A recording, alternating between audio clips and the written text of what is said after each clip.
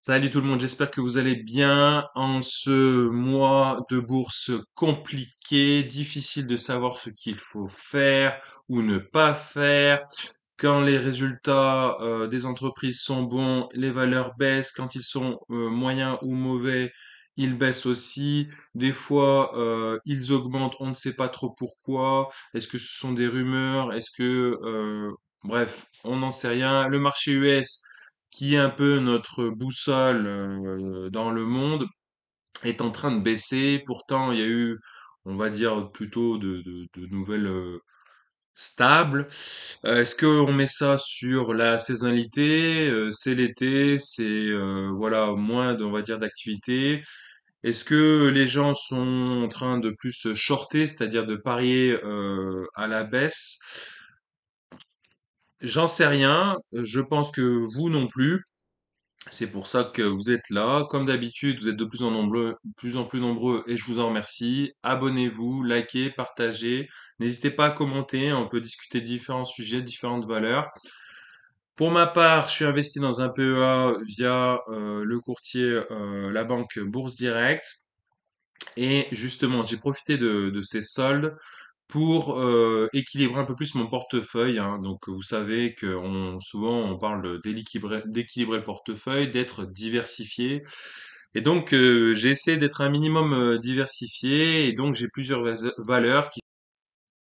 J'en ai exactement 12. J'ai exactement 12 lignes sur mon portefeuille PEA. Pour ceux qui me suivent habituellement, ben, ils savent à peu près lesquelles. Donc bien sûr, celle que je considère ma plus belle valeur, c'est LVMH. Ensuite, j'ai Bourse Direct. Pareil, elle aussi, c'est une de mes plus belles valeurs, mais pas autant que LVMH. LVMH, c'est quand même l'un des fleurons français. J'ai Stellantis, on va y revenir. J'ai Vinci, L'Oréal, bien sûr Air Liquide, Essilor Luxottica, Total Energy, et enfin, Vetoquinol qui est éligible au PEA-PME, Massocis Énergisme, donc celle-ci on va pas du tout en parler, elle représente à peine 1% de mon portefeuille. Et enfin, mes deux ETF, à savoir PE500 de Lyxor, donc qui est basé sur l'indice S&P 500, et mon ETF Lyxor India, PINR, le seul éligible au PEA, basé sur la bourse en Inde. Alors vous allez me dire, c'est pas vraiment diversifié. Il y a 12 lignes, mais beaucoup sont issues, enfin presque toutes sont issues du CAC 40, c'est vrai, je l'admets. Avant, ben, pour ceux qui me suivent, j'avais un ETF World, MSCI World. C'était exactement le EWLD. Je l'avais en faible pondération et puis je l'ai vendu, soldé, clôturé à la suite de la nouvelle politique de cette EWLD, à savoir passer d'une version capitalisante à une version distribuante. Et j'ai profité de ces bénéfices, hein, donc j'en avais tiré à peu près 10% de plus-value, pour les réinvestir, tout ce pognon, dans l'ETF PE500, parce que statistiquement parlant, le S&P 500 a fait mieux sur les, on va dire, 10, 20 dernières années que le MSCI World. Je rappelle que le MSCI World, il correspond à peu près à 70%, il est composé à 70%, pardon, du SP 500, donc, enfin, des valeurs US, notamment le S&P 500. Donc, comme on sait que c'est surtout le marché US qui nous tire vers le haut, voilà, j'ai préféré m'affranchir de tous ces petits pays qui font partie des 30% restants. Voilà, sachant que pour la France, je suis pas mal investi dans des valeurs du CAC 40, comme je viens de vous le dire. Donc, concrètement, à quoi ressemble mon portefeuille? Il ressemble à ça. Donc, comme vous pouvez le voir, c'est un camembert, hein. Et donc, plus exactement, bah, la plus grosse part de ce gâteau, bah, c'est Stellantis, que j'avais pas mal renforcé à l'époque. Donc, comme vous voyez, comme elle représente en gros 23 ou 24% de mon portefeuille, et ben j'ai très mal à mon portefeuille, hein, puisqu'elle n'arrête pas de baisser, hein, donc c'est ce qu'elle fait, elle fait partie de ces valeurs cycliques, hein, dites de croissance. Donc elle est dans une mauvaise passe. Le secteur automobile est dans une mauvaise passe. Il y a cette histoire d'airbag qu'il faut régler. Il y a cette histoire de défaut de vente. Ils ont donc du stock, donc faut qu'ils l'écoulent, donc ils vont baisser un peu leur marge, baisser un peu leur prix. Ça reste quand même une valeur forte à mon sens. Comme je l'ai dit dans mes précédentes vidéos, elle a un price earning ratio entre 3 et 4. Alors bien sûr, ça signifie pas ça ne suffit pas pour justement choisir une valeur boursière. Je vous l'ai déjà dit dans mes autres vidéos que je vous mets en description ci-dessous. Il y a toute une analyse technique et fondamentale à faire. L'analyse fondamentale, on en parle très peu, mais elle est très importante, hein. Il faut tenir compte du chiffre d'affaires, du résultat d'exploitation, des charges, du price earning ratio, du price to book ratio, des dettes bien sûr, et il faut la comparer à l'ensemble de son secteur. Donc Stellantis, c'est le secteur automobile, donc il faut la comparer à des valeurs comme Volkswagen, comme Renault, entre autres. Donc bon, pas d'inquiétude pour les investisseurs Stellantis, hein. Il y en a des milliers, voire des millions qui sont investis chez Stellantis, hein. Elle a pas mal brillé ces dernières années. Là, elle est en train de se casser la gueule. Néanmoins, ça n'a rien à voir avec une valeur comme Téléperformance qui a fait l'objet de vives critiques par rapport à l'intelligence artificielle et qui, euh, comment dire, va être remplacée. Stellantis, il va pas être remplacé, hein. Vous verrez toujours des Peugeot, des Citroën et des DS, entre autres, en France, pour les marques les plus connues, hein. Bien sûr, les marques italiennes et américaines, hein. Donc, je vais pas toutes les lister. Donc, sachant que c'est une valeur qui, sur le plan fondamental, s'achète pas cher, eh bien, je reste convaincu que le fondamental va finir par rattraper les retards de livraison, les faibles marges actuelles et ce défaut en lien avec les airbags. Voilà, Peugeot, ça fait presque 100 ans que ça doit exister, donc à peu près même chose pour Citroën et les autres marques automobiles italiennes et américaines. Donc je suis pas du tout inquiet.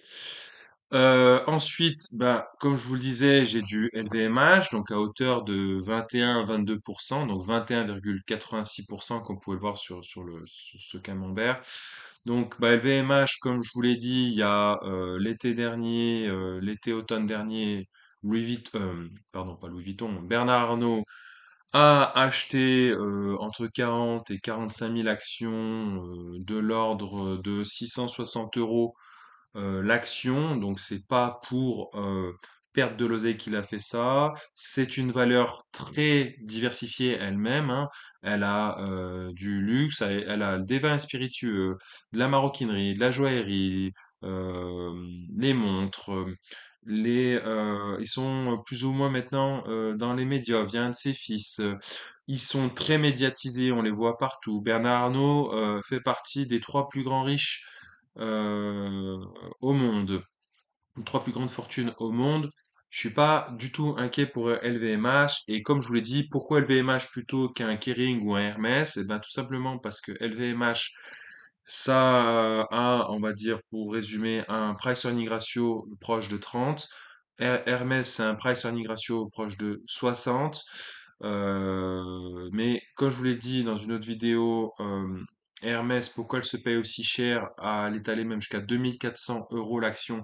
Eh bien, parce qu'elle fait quand même des résultats exceptionnels. Mais qui dit résultats exceptionnels, dit lorsque les objectifs, par exemple, d'Hermès ne sont pas atteints, eh ben, le marché peut être très cruel. Là, elle est aux alentours de 1997 euros, il me semble. Elle peut retourner aux 1650 euros comme il y a un an. Donc, prudence là-dessus. Et Kering, ben, le vilain petit canard qui dépend surtout de sa marque Gucci, pour qui les résultats ne sont pas au rendez-vous et dès que les autres marques de luxe baissent, et ben elle baisse aussi. Donc les gens sont petit à petit en train de délaisser Kering. Elle est passée sous la barre des 300 euros alors qu'elle avait un all-time high aux alentours de 748 euros, il me semble. il n'y a pas si longtemps que ça, il y a moins de 10 ans. Donc voilà, donc à choisir, pas Kering, et moi je préfère plutôt LVMH car beaucoup plus accessible et voilà, par rapport à Hermès, et puis très médiatisé. Et Bernard Arnault, c'est quelqu'un de charismatique, il fait pas des bourdes en envoyant des tweets à longueur de journée, comme le patron de Tesla, hein. Vous voyez de qui je parle. Voilà pour LVMH, hein, donc consommation discrétionnaire, cyclique, de luxe, appelle ça comme tu veux. Ensuite, j'ai du Bourse Direct.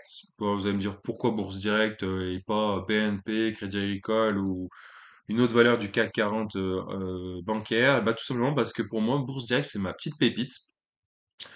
Je l'ai eu à moins de 5 euros, elle est montée jusqu'à 6 euros, donc ça fait au moins du 20%. Là, c'est stabilisé aux alentours de 5,40 euros. Elle fait pas de bruit, mais sur ces dernières années, là, depuis le Covid, elle gagne 1 euro par an à peu près, donc je suis vraiment serein. Elle continue de faire des très bons résultats. Elle est peu connue, elle est éligible au PEA et au PEA PME. Et voilà, vous penserez à moi quand elle atteindra un jour les 10 euros. Bon, atteindre le 4,40, c'est pas pour tout de suite, mais la valorisation de l'action à 10 euros, c'est fortement possible.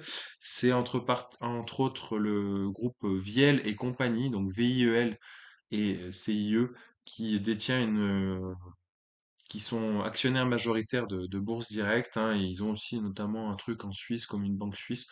En tout cas, ils savent ce qu'ils font parce qu'elle aussi, cette action via les compagnies est éligible, mais beaucoup moins liquide, hein. Il y a très peu d'échanges boursiers sur cette valeur.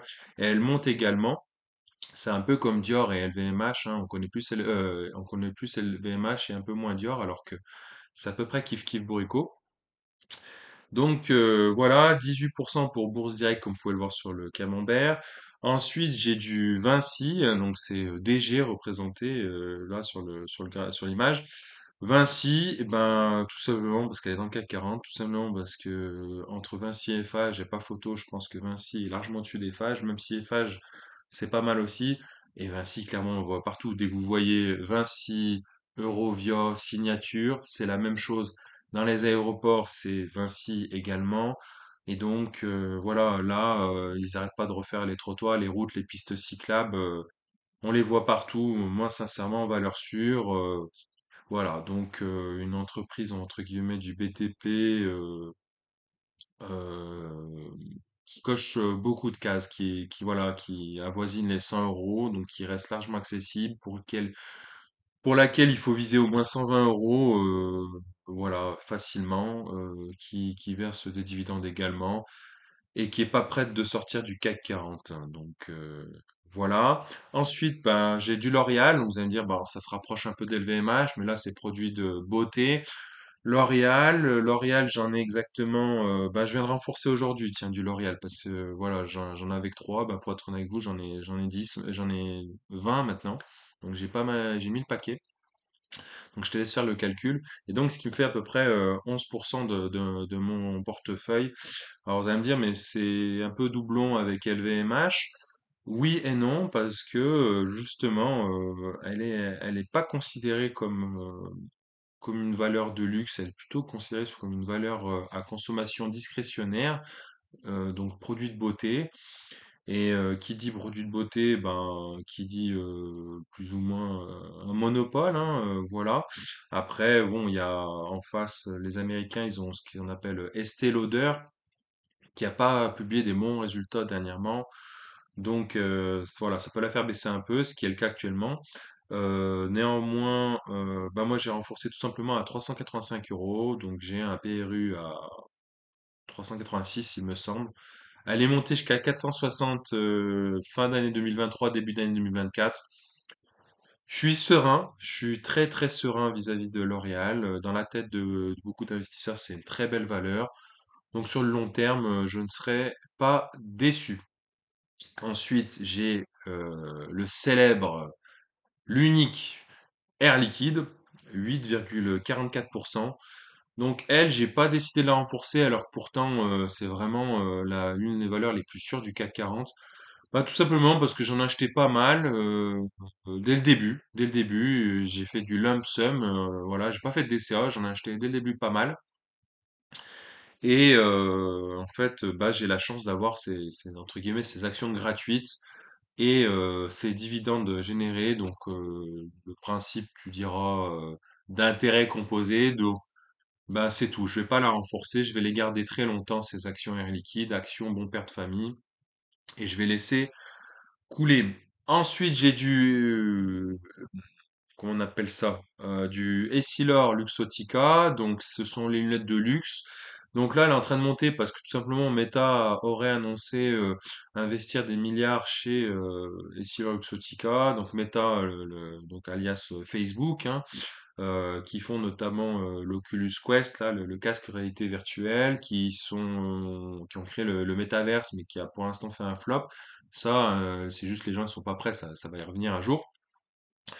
Donc voilà, Xylor Luxottica, c'était pas prévu que je l'achète, et puis c'était sur une recommandation de Bourse Direct, et j'ai appris à la connaître via Bourse Direct, et je regrette pas du tout. J'hésite à la renforcer, parce que j'en ai que 2%, comme vous pouvez le voir. Après, voilà, j'ai déjà du L'Oréal, j'ai déjà du LVMH, donc, et puis je suis pas riche comme Crésus, donc on va rester ainsi pour le moment, c'est pas mal. J'ai également du Total Energy, bon, c'est comme du Air Liquide, ça aussi, Total Energy. Il n'y a pas à dire, c'est une valeur de rendement, c'est une valeur plutôt sûre, bon père de famille également. Qui ne connaît pas Total Energy? Fournisseur d'énergie en tout point, d'ailleurs très voilà, beaucoup de succès aux États-Unis. C'est pour ça que la place de cotation de Total Energy sera probablement à terme New York. Qu'en sera-t-il de nos PEA? Pour l'instant, on n'en sait rien, mais je pense que ça restera éligible au PEA, du moins ceux qui l'ont dans un PEA. Je pense pas que ça s'amusera à déplacer. C'est quand même l'un des fleurons français. Et voilà, si on change les modalités de Total Energy vis-à-vis du PEA, ça devient plus éligible au PEA. Et donc, plus d'avantages fiscaux. Voilà, je pense que Patrick, il a rencontré Bruno à un moment donné. Il a dit, écoute, Coco, si tu t'amuses à toucher à ma valeur, voilà, de quelque façon qu'il soit, eh bien, attends-toi à ce que on laisse tomber la France et qu'on devienne et qu'on demande notre passeport américain, tout simplement. Et enfin, donc mes deux ETF, donc comme je l'ai dit dans une autre vidéo, mon PE 500 de Lixor. Alors vous allez me dire, il y a BNP, l'ETF de BNP axé sur le SP 500 qui est mieux en termes de frais. Donc, je suis pas là pour faire la pub de quoi que ce soit, c'est pour vous expliquer un peu mon expérience et de pas faire les mêmes erreurs que moi et de voir comment j'ai réparti mon portefeuille, hein, et vous avez libre de donner votre avis en commentaire en dessous de cette vidéo. Donc, mon PE 500 de Lixor Amundi, voilà, 5,47%. C'est en train de baisser, là, ça perd 1, 2%. Voilà, le Nasdaq allemand, enfin tous les indices à peu près en ce mois-ci. Je pourrais également renforcer, mais c'est déjà pas mal, hein, 5,5% de mon portefeuille, et je suis en plus-value. Bon, ça se discute, hein, voilà, moi j'ai plutôt un raisonnement action parce que bah, je veux investir seulement les billes dans, dans des sociétés directes, en étant actionnaire, vraiment le principe d'être actionnaire. Alors, je m'embête pas avec mon droit de vote, hein, c'est pas ce que je suis en train de vous dire, mais c'est voilà, c'est-à-dire me retirer, me laisser cette liberté d'un actionnaire, me retirer à tout moment, renfoncer à tout moment. Voilà, il faut rappeler quand même que les ETF ont des frais, c'est de la gestion plus ou moins passive. Alors certes, on dort tranquille la nuit, voilà, les ETF sont pas exposés à des publications euh, trimestrielles ou annuelles ou des bad buzz, des bad news ou des procès. Donc donc effectivement c'est un peu plus sûr, si je puis dire, c'est un peu plus simple. Néanmoins, voilà, si je me suis mis en bourse, c'est pas juste pour acheter les ETF et dormir tranquille. Le but, c'est de m'investir donc financièrement, mais aussi là-dedans, et essayer de comprendre au mieux comment fonctionne cet esprit d'entreprise, d'économie, de bourse et de finance. Et d'ailleurs, c'est pour ça que je partage avec vous mes infos, mon savoir, mes découvertes à travers cette chaîne qui est Metadoc. Ensuite, ben, India, un PNR, donc 1%. Alors pourquoi 1%? Bah, tout simplement, demain on dit investis sur l'Inde, tu vas pas mettre toutes tes billes sur l'Inde. Tu t'es jamais allé en Inde, tu sais pas ce que ça vaut, donc tu mets 1% de ton portefeuille, tu regardes ce qui se passe. Et il se trouve que ben j'approche les plus 30% de plus-value sur 1% de mon portefeuille. Donc c'est pas énorme, mais ça fait toujours plaisir. C'est une des seules valeurs qui est dans le vert. Voilà, 30% quand t'as un Stellantis qui me fait moins 30%, bah voilà, visuellement ça équilibre un petit peu, donc ça met un peu de baume au cœur, voilà. Et enfin, Vetoquinol, petite valeur sur la santé animale, petite valeur santé éligible au PEA-PME, qui est dans mon PEA. Pareil, 1%, parce que voilà, j'en ai mis un petit peu pour voir ce qui se passe. Elle est stable. Voilà, PRU à 98, valeur à 99 actuellement. On attend de voir quand elle atteindra les 110 euros. Son ATH est proche des 150 euros il y a quelques années. Voilà, elle verse un dividende de 80 centimes, il me semble, par action. Bon, voilà, je la laisse couler. Elle est faiblement volatile. Et ma saucisse Énergie, je vous en parle pas du tout. 1% de mon portefeuille également, mais elle, dès que je peux m'en débarrasser, je m'en débarrasserai. Il y a également des valeurs sur lesquelles j'aurais aimé investir, hein, comme beaucoup d'entre vous, donc je vous les cite, hein. Il y a bien sûr Michelin, donc parce que ça parle à tout le monde, hein, les pneumatiques Michelin. Vous voyez, hein, c'est l'irréductible gaulois comme j'ai l'habitude de dire. Après, c'est pas une valeur de forte croissance à proprement parler, mais voilà, elle se casse pas la gueule, donc on est plutôt serein quand on investit sur Michelin. Voilà, son ATH proche des 38 euros, on est à 36 euros actuellement, 35 euros. Il y a un support aux alentours des 33, 34 euros. Je suis passé à côté quand elle était suggérée par Bourse Direct à 27,50 euros. Il y a un an, on voyait LVMH, il y a un an, elle était légèrement supérieure à actuellement. Donc elle, pour coup, elle a été vraiment résistante à Michelin. Donc c'est vrai que j'aurais aimé entrer sur ce titre, hein. Pourquoi pas un jour, hein, j'ai pas dit que ça se fera jamais. Il y a Schneider Electric, hein, pareil, qui a un avis, voilà, qui est nettement positif dans la tête des investisseurs, hein, comme je vous disais, c'est le concurrent de Legrand. Schneider Electric est clairement au-dessus, en tout cas aux yeux du marché boursier. Elle décroche tout doucement là, bah, parce que le marché il est baissier en ce moment, hein, voilà, c'est tout. Ça reste une très très belle valeur, hein. Il y a un an presque, elle était à 140 euros, c'était vraiment les soldes pour Schneider Electric. Là, elle est aux alentours de 200 euros. C'est un peu dommage de pas y être entré dessus, bien sûr.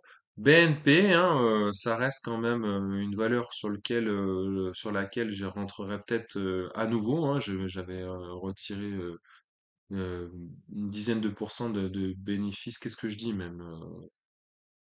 Plus. J'avais tiré. Ouais, j'avais tiré 12-13% de bénéfices, hein. Donc maintenant, qu'est-ce que je dis? 15% exactement. 15% de bénéfices, hein. C'est pas pour vous mentir, 15% de bénéfices. Alors voilà, c'est pas des millions non plus, mais 15% de bénéfices, c'était pas mal sur une valeur. Il y a aussi Euronext, hein, que j'étais ressorti à 86 euros, qui je sais plus en tête, mais il me semble qu'elle est aux alentours de 90 euros actuellement. Voilà, ben ce sont eux qui cotent les valeurs boursières, hein. Euronext, donc c'est la plateforme de bourse. Donc on peut être actionnaire de Euronext, et ça aussi Euronext ça a gardé en tête, hein, c'est une belle valeur. Elle fait partie du SBF 120 il me semble, et pas du CAC 40. Et voilà, donc BNP, Michelin, Schneider Electric, Euronext, ce sont des très belles valeurs. Il y avait également Safran, pareil, ces cinq valeurs sont vraiment pas mal. Donc voilà, si je mon message à ceux qui me regardent et qui n'ont pas de PEA, de compte titres, qui ne sont pas investis en bourse et qui souhaiteraient y entrer, bah, vous avez plusieurs manières de le faire. Soit vous êtes débutant, mais vraiment vous voulez pas vous casser la tête, bah, vous prenez un ETF World, vous mettez un peu d'oseille sur un ETF World et puis vous laissez couler, ou à la rigueur un S&P 500. Voilà. C'est pas mal pour débuter. Donc ETF World ou ETF axé sur le S&P 500. Et par rapport aux frais, plutôt celui de BNP pour le S&P 500. Les ETF World, il y en a plein, hein. Il y a BlackRock avec le WPEA, il y a le WLD, il y a le CW8 et j'en passe. Et sinon, si vous voulez être détenteur de plusieurs actions, eh bien, il faut tout simplement bah, vous renseigner sur ce qui vous intéresse, hein. Si vous aimez bien le luxe, si vous aimez bien tout ce qui est pharmaceutique, si vous aimez bien l'automobile, le secteur bancaire, le secteur du BTP, hein, donc il y a Bouygues, Vinci, Eiffage, l'eau avec Veolia, les assurances avec AXA notamment, tout ce qui est alimentation avec Carrefour, Danone, pardon. Il y a tout ce qui est, on va dire, médias, télécommunications, donc TF1, M6, euh, Orange, et j'en passe. Voilà, donc et en fait, pour rester très simple, bah, faut raisonner comme ma mère. Ma mère, elle y connaît rien en bourse. Ma mère, si je lui dis j'ai du Total en portefeuille, elle me dit ah ouais ouais c'est bien. Si j'ai du LVMH en portefeuille, pareil, ça lui parle. LVMH, Louis Vuitton, Bernard Arnault, voilà, ça lui parle très bien. Si je lui dis j'ai du Stellantis, ça va me dire c'est quoi ça? Je vais lui dire c'est Peugeot, Citroën, DS. Ah oui, oui, oui, oui, bien sûr, voilà. Donc ça va lui parler. Renault aussi, ça va lui parler. Mais voilà, je sais pas, voilà, Renault, dans la tête de beaucoup, c'est pas fiable. Alors, je pourrais pas dire que c'est vrai, puisque ça devait ne pas être fiable à un moment donné de leur existence, hein, de cette société. Mais vous êtes comme moi, vous en voyez énormément des Renault et même des Dacia Spring. Alors, bon, au vu du prix, il vaut peut-être mieux acheter une Dacia Spring. Bon, ça, tu me le dis en commentaire ce que tu en penses.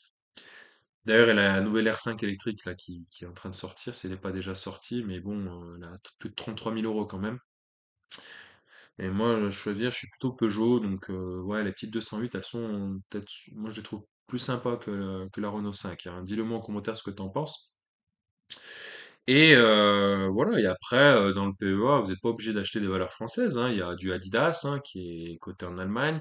Il y a du BMW. Alors ça aussi, hein, c'est l'automobile. Donc prudence, prudence sur le secteur automobile. Je me suis fait avoir avec Stellantis, hein.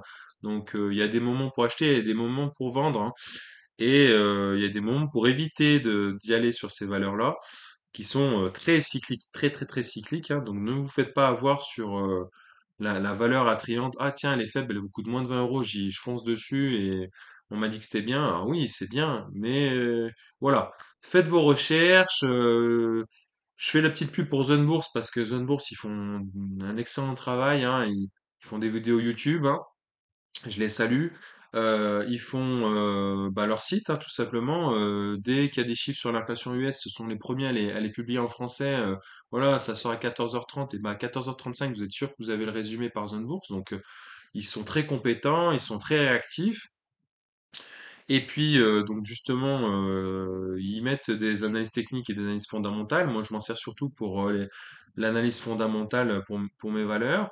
Alors, vous allez dire, moi, mon portefeuille, il est quasi constitué, donc je vais plus trop y toucher maintenant. Ça va être plus de l'ajustement. Voilà, mes valeurs, elles sont faites, hein. C'est un peu mon équipe de foot. Et quand on a une équipe qui peut gagner la Coupe du Monde, on n'a pas de raison de changer. On a quelques remplaçants éventuellement, mais voilà, vous avez compris la métaphore, hein. Métaphore, or. Et bon, il y en a d'autres qui vous diront, si vous avez un CTO, ben, ça peut être pas mal d'investir dans les matières premières type or et argent et cuivre, hein, à défaut d'avoir des médailles aux Jeux Olympiques, et ben, pour en avoir dans votre portefeuille, hein, ces matières premières. Alors, je l'avoue, je suis pas expert, hein, tout comme les cryptos. Alors, il y en a beaucoup qui s'intéressent aux cryptos et je pense qu'ils aimeraient que je donne mon avis sur les cryptos, je le ferai peut-être sur une vidéo, mais il faut quand même que je prépare tout ça, parce que je suis quand même quelqu'un d'un minimum consciencieux, hein. J'aime bien faire le pitre, mais quand il s'agit d'oseille, j'aime aussi être sérieux, parce que on rigole pas avec le pognon des gens, hein, d'accord? Donc voilà, si j'ai des frais sur une valeur, je vais essayer de les minimiser un maximum. Voilà. je suis quelqu'un qui aime négocier dans la vie aussi, hein, mais pas négocier à rendre malade le mec en face de moi. Négocier ce qui est négociable, bien sûr, hein, faut pas, voilà. Donc, faut pas avoir honte de vouloir négocier, hein, quand vous achetez un appartement ou une maison, il faut négocier, hein, faut pas acheter au prix affiché. Alors, sauf si, bien sûr, vous êtes 100 à visiter l'appartement ou la maison et vous la voulez vraiment, là, c'est un autre cas de figure, mais quand vous vous intéressez à un bien immobilier et à des travaux et voilà, vous voyez que ça fait 1 an que l'annonce est en ligne, il faut pas hésiter à négocier, hein. C'est qu'elle est pas au bon prix, sinon elle serait déjà partie. Donc, d'accord. Pareil pour vos crédits immobiliers, il faut négocier. Que soit vous passez par un courtier, vous embêtez pas, soit vous négociez par vous-même. C'est du bon sens. C'est du bon sens. Voilà. Il faut pas avoir honte. Clairement, faut pas avoir honte, hein. Quand on dit qu'on s'apparente à des marchands de tapis, désolé, mais le marchand de tapis, il veut gagner sa croûte, donc c'est pour ça qu'il marchande, d'accord? Donc voilà, donc ça c'est une image péjorative. Mais quand il y a un mec, il a fait un coup de fusil, vous lui dites pas vous êtes un marchand de tapis. Quand il a acheté son appartement 50 000 au lieu de 100 000, vous lui dites pas c'est un marchand de tapis, vous lui dites bravo, bravo. Comment tu fais? Donne-moi des conseils. Et ben là c'est le message que je suis en train de vous faire passer. Petite parenthèse hors bourse, donc immobilier, crypto, etc. terminé. C'est la fin de cette vidéo. N'hésite pas à t'abonner, liker, à partager. Mon portefeuille, bah, t'as plus qu'à faire marche arrière et puis tu retrouves le camembert avec les pourcentages. Et puis, je te dis à la prochaine pour de nouvelles aventures. Salut!